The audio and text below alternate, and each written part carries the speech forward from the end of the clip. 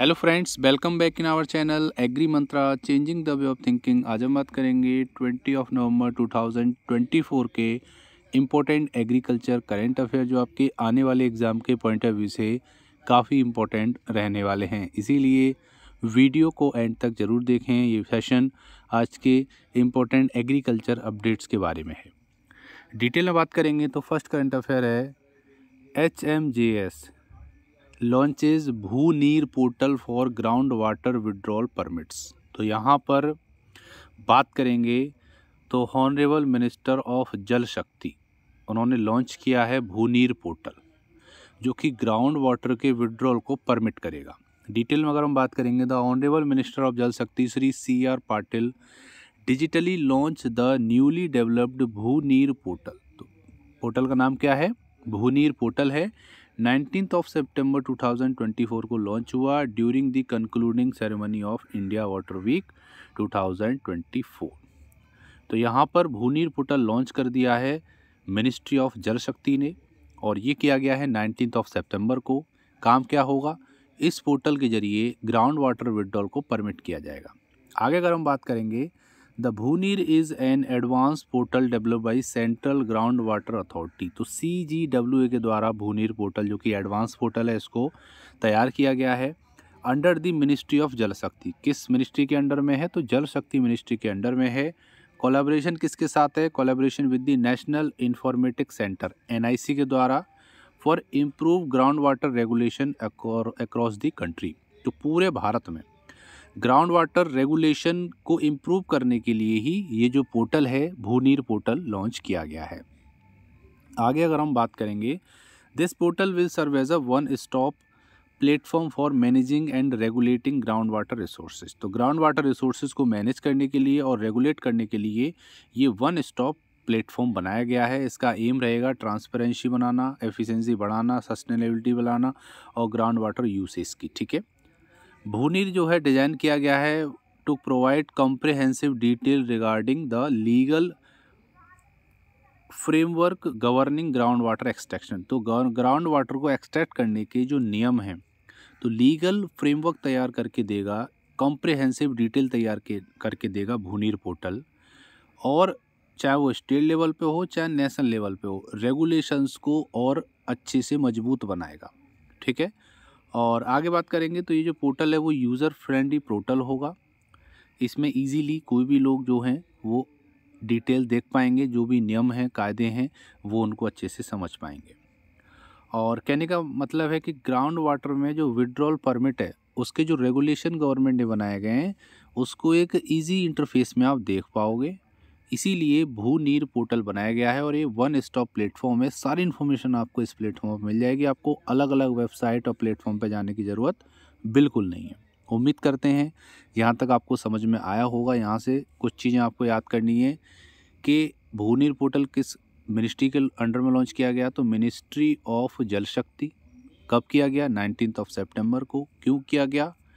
ताकि जो आपका ग्राउंड वाटर है, ठीक है, उसका जो विड्रॉल परमिट है उसके रेगुलेशंस के लिए, उसके जो वाटर के एक्सट्रैक्शन के जो रेगुलेशन बनाए गए हैं उसको एक प्लेटफॉर्म पे लाने के लिए ही इस भूनीर पोर्टल को लॉन्च किया गया है। उम्मीद करते हैं यहाँ तक आपको समझ में आया होगा। एक क्वेश्चन और बन जाएगा, कभी हाल ही में मिनिस्ट्री ऑफ जल शक्ति ने ग्राउंड वाटर विड्रॉल परमिट को लेकर एक पोर्टल लॉन्च किया है, उसका नाम क्या है? तो ऑप्शन हो जाएगा भूनीर। तो इस तरीके से क्वेश्चन आ सकते हैं, तो इतना आपको पता होना चाहिए। आगे चलते हैं, एक और important current affair. 1 ton of burn stubble causes 20 kg soil nitrogen loss. तो कहने का मतलब है कि साइंटिस्ट ने अभी एक रिपोर्ट जारी की है, उसमें बोला गया है कि 1 टन अगर स्टबल आप जलाते हो, मतलब जो पराली है, अगर 1 टन पराली आप जलाओगे तो उससे मिट्टी में 20 किलो नाइट्रोजन लॉस हो जाएगा। ठीक है, डिटेल अगर हम बात करेंगे, as a Delhi and adjoining areas reel from a thick blanket of bad air, senior scientist belonging to the ICAR have said each ton of stubble burn lead a loss of 12 to 13 kg of phosphorus, 35 kg of potassium and 20 kg of nitrogen in the soil। तो 1 ton पराली या stubble आप जलाते हैं तो मिट्टी में से 12 से 13 किलो फास्फोरस कम हो जाएगा, 35 किलो का पोटेशियम कम हो जाएगा और 20 किलो नाइट्रोजन की कमी हो जाएगी। जो सॉइल में पहले से नाइट्रोजन, फॉस्फोरस और पोटेशियम पर्याप्त हैं, उसका लॉस हो जाएगा। तो कहने का मतलब है कि स्टबल बर्निंग अगर उस खेत में हो रही है तो उसके जो प्राइमरी एलिमेंट हैं NPK, उनके लॉस होंगे और उसका प्रभाव आपको फसल ग्रोथ में देखने को मिलेगा। फसल की जो ग्रोथ है वो अच्छे से नहीं आएगी। आगे बात करेंगे तो यहाँ पर जो स्टबल बर्निंग हो रही है उसको रोकने की कई सारी कोशिश की गई हैं। दिल्ली में बिल्कुल एक थिक लेयर बन गई है, बेड लेयर बन गई है, जो कि आपकी प्रदूषित एयर है, प्रदूषित वायु है, पॉल्यूटेड एयर है, जो कि वहाँ पर देखने को मिल रही है। उसको कहीं ना कहीं रोकने की कोशिश की गई है, लेकिन वो रुक नहीं पाया है। कम हुआ है लेकिन रुका नहीं है। इसी बीच साइंटिस्ट ने ये रिसर्च किया है। According to them, the soil nutrient that is lost due to stubble burning, nitrogen is completely lost while phosphorus is recoverable to some extent. तो इनमें कहने का मतलब अगर स्टबल बर्निंग होता है तो नाइट्रोजन तो पूरी तरीके से लॉस्ट हो जाती है सॉइल में से। फॉस्फोरस को कुछ हद तक रिकवर कर सकते हो आप बाद में भी, लेकिन नाइट्रोजन जो है वो पूरी तरीके से ख़त्म हो जाएगी मिट्टी में। आपको दोबारा से उसमें फिर नाइट्रोजन डालनी पड़ेगी। तो कहने का मतलब है कि सॉइल की जो लाइफ है उसको कम कर रहा है स्टबल बर्न करना। सॉइल की जो एफिशिएंसी है उसको भी कम कर रहा है, फर्टिलिटी को कम कर रहा है। तो सभी किसानों से अनुरोध है, स्टबल बर्निंग ना करें, स्टबल को मैनेज करें और उसको गलाएं या उसकी कल्टीवेशन करके उसको खेत में ही उसकी कल्टीवेशन करके उसको ख़त्म करें। लेकिन जलाना मना है, क्योंकि जलाने से आप जुर्माना भी आप पर लगेगा, पॉल्यूशन भी होगा, बहुत सारी चीज़ें होंगी और सॉइल की जो हेल्थ है वो भी ख़राब होगी।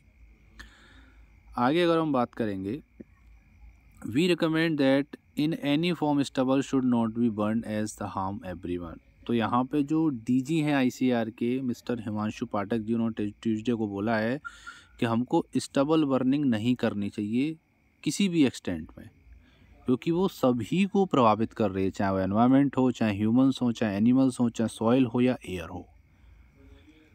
आगे बात की है, he was talking to media person on the sideline of 3-day global soil conference 2024। अभी हाल ही में 3 दिन का ग्लोबल सॉइल कॉन्फ्रेंस हुआ, जो कि हमने अभी आपको पिछली वीडियो में सेशन में बताया था, उसके बारे में चर्चा की गई। और मल्टी डिसिप्लिनरी अप्रोच लिए जा रहे हैं ताकि कोई ना कोई सोल्यूशन निकले। बायो डिकम्पोज़र भी लाए गए हैं ताकि उस पराली को, उस स्टबल को हम कन्वर्ट कर सकें और इजीली वो आपका डिकम्पोज हो जाए मिट्टी के अंदर और वो एक तरह से खाद का काम करे। तो सरकार की बहुत सारी कोशिशें हैं, लेकिन फिर भी स्टबल बर्निंग अभी हो रहा है। उसका परिणाम है कि दिल्ली में वायु प्रदूषण की जो लिमिट है वो एक्सटेंड हो गई है, बहुत ऊपर आ गई है। और कहने का मतलब है कि एक सीवियर कंडीशन में पॉल्यूशन फ़िलहाल दिल्ली में आपको देखने को मिलेगा। बाकी हर जगह है, लेकिन दिल्ली NCR में ज़्यादा है। उम्मीद करते हैं यहाँ तक आपको समझ में आया होगा कि 20 किलो नाइट्रोजन लॉस होती है अगर आप 1 टन स्टबल बर्न करते हो। 12 से 13 kg फॉस्फोरस लॉस होता है और आपका 35 किलो पोटेशियम लॉस होता है स्टबल बर्निंग में। अब बात करेंगे पिछली वीडियो में पूछे क्वेश्चन के आंसर के बारे में। क्वेश्चन था national milk day is celebrated every year on, तो है 26 नवंबर। सही आंसर है, सभी स्टूडेंट ने सही आंसर किया इस क्वेश्चन का। अब बात करेंगे आज के स्पेशल क्वेश्चन की, जिसका सही आंसर आपको कमेंट सेक्शन में लिखकर भेजना है। क्वेश्चन है, world environment day is celebrated every year on. World environment day हर साल कब मनाया जाता है?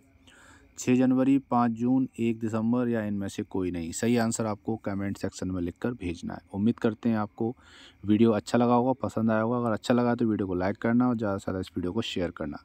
मिलते हैं एक और इम्पोर्टेंट सेशन में, तब तक के लिए जय हिंद, जय भारत, धन्यवाद।